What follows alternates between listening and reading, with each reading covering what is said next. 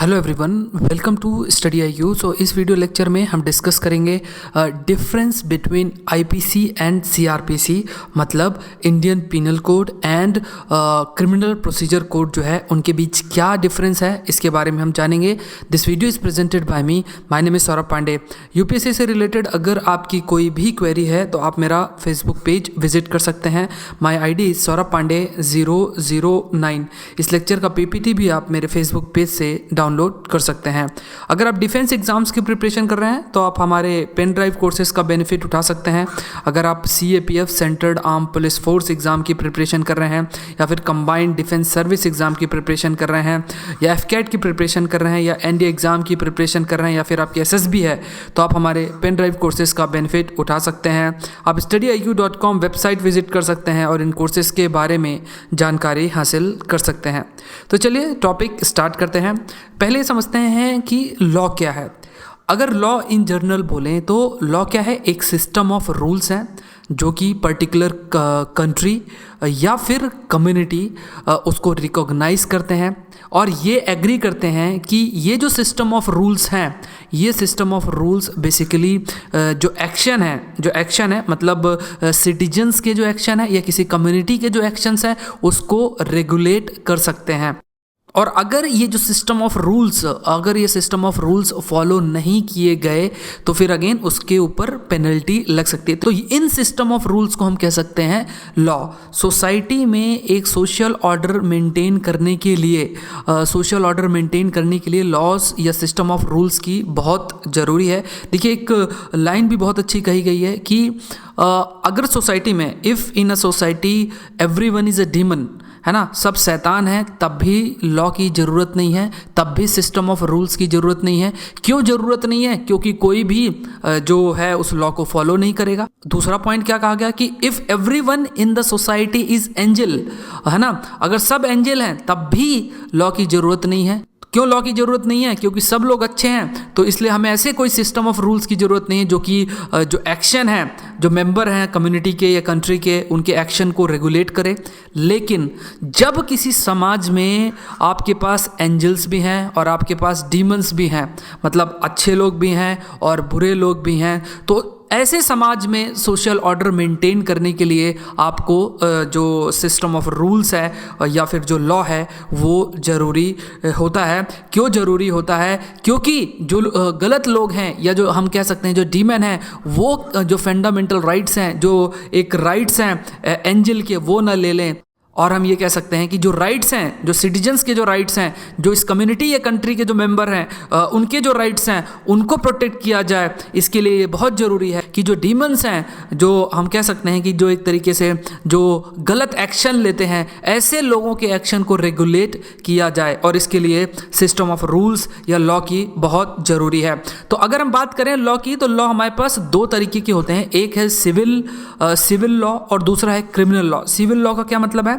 Mainly जैसे family dispute है, rent का मैटर है, या दूसरे ऐसे डिस्प्यूट्स हैं नॉर्मल से, उनको रिजॉल्व करने के लिए जो सिस्टम ऑफ रूल्स फॉलो किए जाते हैं, तो उसको किसकी कैटेगरी में डाला गया? Civil law. सिमिलरली जो दूसरा लॉ है वो है क्रिमिनल लॉ। तो क्रिमिनल लॉ के अंदर क्या है? जैसे मर्डर है, रेप है, थेफ्ट है, स्मगलिंग है, और भी दूसरे जो ऑफेंसेस हैं वो किसके अंडर आएंगे? क्रिमिनल लॉ के अंडर। दूसरा पॉइंट जो हमें ध्यान रखना है कि जो ये लॉ है, लॉ भी दो तरीके का और होता है। वो है, एक है सब्सटेंटिव लॉ और दूसरा है प्रोसीजरल लॉ। सब्सटेंटिव लॉ के अंदर क्या आते हैं? ये जो सब्सटेंटिव लॉ होते हैं, इसमें कोई भी जो ऑफेंस है वो डिफाइंड होगी, है ना, कि फॉर एग्जांपल किस चीज़ को हम थेफ्ट कहेंगे, ये चीज़ डिफाइंड होगी। किस चीज़ को हम स्मगलिंग कहेंगे, ये चीज़ डिफाइंड होगी। किस चीज़ को हम मर्डर कहेंगे, ये चीज़ डिफाइंड होगी। प्लस दूसरी चीज़ क्या डिफाइंड रहेगी कि अगर कोई थेफ्ट करता है तो उसे क्या पनिशमेंट मिलेगी, ये चीज़ इस लॉ में मेंशन्ड होगी। कोई स्मगलिंग करता है तो क्या पनिशमेंट मिलेगी, कितनी पनिशमेंट मिलेगी, ये इस लॉ में डिफाइंड है। कोई मर्डर करता है तो जो है क्या पनिशमेंट मिलेगी, वो इस लॉ में डिफाइंड है। तो जो सब्सटेंटिव लॉ है, सब्सटेंटिव लॉ में ऑफेंस डिफाइंड है प्लस उसकी क्या पनिशमेंट है वो डिफाइंड है। तो ये जो इंडियन पीनल कोड है जो कि एक क्रिमिनल लॉ है वो बेसिकली एक तरीके का सब्सटेंटिव लॉ है। दूसरा जैसे ये जो क्रिमिनल प्रोसीजर कोड है CrPC, CrPC क्या है, एक प्रोसीजरल लॉ है। इसका क्या मतलब है, अगर किसी ने सपोज थेफ्ट किया, किसी ने चोरी की, किसी ने मर्डर किया, अब उसने एक ऑफेंस कर दिया है, अब पुलिस को क्या करना है, पुलिस को उसको अरेस्ट करना है, उसको इन्वेस्टिगेट करना है, उसको कोर्ट के पास लेकर जाना है। तो ये चीज़ किसमें डिफाइंड है, ये प्रोसीजरल लॉज में डिफाइंड होती है। और CrPC क्या है, CrPC kind of a procedural law है, ठीक है। तो ये जो बेसिक डिफरेंस है वो हमें जानना है।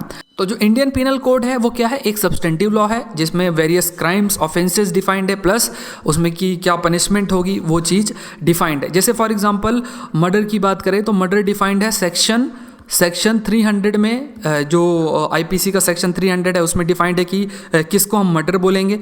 दूसरा सेक्शन 302 में ये डिफाइंड है कि अगर कोई मर्डर करता है तो उसको क्या पनिशमेंट मिलेगी। नेक्स्ट जो पॉइंट है वो ये है कि ये जो इंडियन पीनल कोड है, ये इंडियन पीनल कोड कब इनैक्ट हुआ, ये इनैक्ट हुआ 1 जनवरी 1862। अब ये जो इंडियन पीनल कोड इनैक्ट हुआ 1 जनवरी 1862 में, ये बेस्ड था कि 1860 में पहली लॉ कमीशन बनाई गई, पहली जो लॉ कमीशन बनाई गई। और इस लॉ कमीशन के चेयरमैन कौन थे, जो मैकोले थे, थॉमस मैकोले, वो इसके चेयरमैन थे लॉ कमीशन के। उन्होंने 1860 में रिकमेंड किया और उस रिकमेंडेशन के बेसिस पे 1 जनवरी 1862 में IPC को इनैक्ट किया गया। नेक्स्ट पॉइंट है कि ये जो इंडियन पीनल कोड है इसमें 23 चैप्टर्स हैं, 23 चैप्टर हैं और लगभग 511 सेक्शंस हैं। अलग अलग सेक्शंस हैं, जैसे थेफ्ट से रिलेटेड है, रेप है या फिर मर्डर से रिलेटेड है। तो अलग अलग सेक्शंस हैं जिसमें ऑफेंसेस डिफाइंड हैं, पेनल्टीज पनिशमेंट्स डिफाइंड है। दूसरा यह है कि इसी कोड में जो पनिशमेंट दी जाती है उसको भी 5 मेजर सेक्शंस में डिफाइंड है, जैसे डेथ है, लाइफ इम्प्रिजनमेंट है, जर्नल इम्प्रिजनमेंट है, जो प्रॉपर्टी है उसको सीज कर लेना या फाइन इम्पोज करना। नेक्स्ट पॉइंट अगर हम बात करें कि ज्यूरिडिक्शन की, IPC की ज्यूरिडिक्शन कहाँ पे होगी, ये बहुत इंपॉर्टेंट पॉइंट है जो हमें ध्यान रखना है। यहाँ पे अगर हम ज्यूरिडिक्शन की बात करें तो इसको 2 तरीके से देखा जाएगा, एक होगा इंट्रा और दूसरा होगा एक्स्ट्रा। यहाँ पे इंट्रा मतलब इन जनरल हम समझें कि विद इन इंडिया। इंट्रा का क्या मतलब हुआ कि कोई भी इंडियन सिटीजन अगर कोई क्राइम या ऑफेंस करता है with in the territory of India तो वो IPC के अंदर ये देखा जाएगा कि उसने किस ऑफेंस को किया और IPC के अंदर ये भी देखा जाएगा कि इस ऑफेंस के तहत उसे क्या पनिशमेंट मिलनी चाहिए।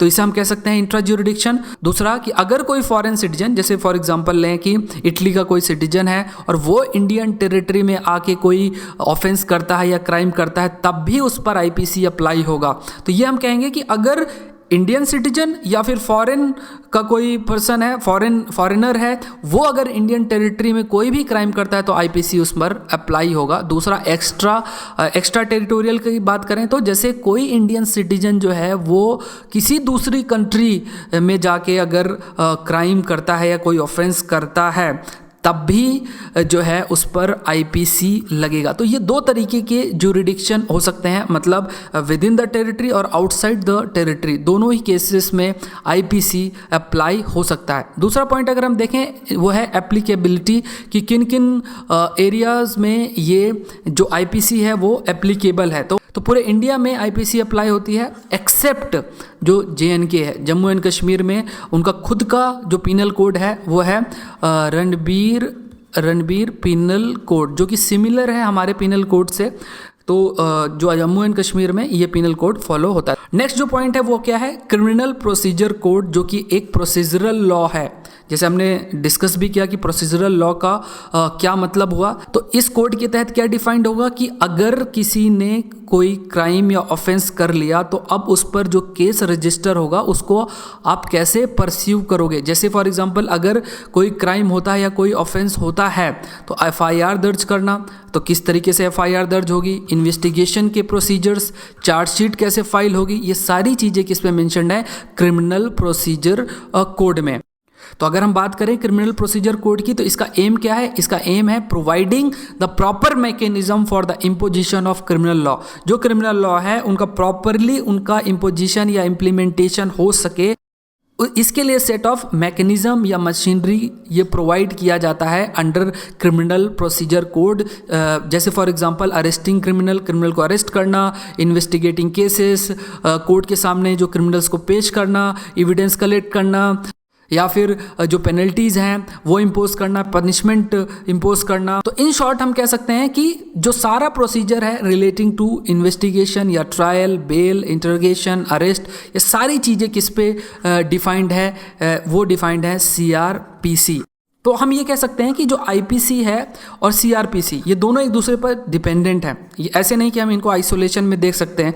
किसी भी ऑफेंस को डिफाइन किस में किया गया है? IPC में। पनिशमेंट कितनी मिलेगी जो है वो किस में बताया गया है? IPC में। लेकिन पनिशमेंट कैसे दिलाया जाएगा, उसको कोर्ट में कैसे लेकर जाया जाएगा, FIR कैसे दर्ज की जाएगी, इन्वेस्टिगेशन कैसे किया जाएगा, तो वो सारी चीज़ें डिफाइंड हैं CrPC में। तो दोनों ही हमारे क्रिमिनल जस्टिस सिस्टम का बहुत ही इंपॉर्टेंट पार्ट है। अब ये जो क्रिमिनल प्रोसीजर कोड है ये कब आया? ये इनेक्ट किया गया 1973 में, और ये फोर्स में कब आया? अप्रैल 1974 में। तो ये भी हमें ध्यान रखना है, क्योंकि ये जो CrPC है ये इंडिपेंडेंस के भी काफ़ी टाइम बाद जो है इसको इनेक्ट किया गया, इसको इन्फोर्स किया गया। CrPC में जो अलग अलग क्लासेस हैं क्रिमिनल कोर्ट्स की वो भी मेंशन्ड है, जैसे high court, court of session, judicial magistrate of first class, judicial magistrate of second class, executive magistrate.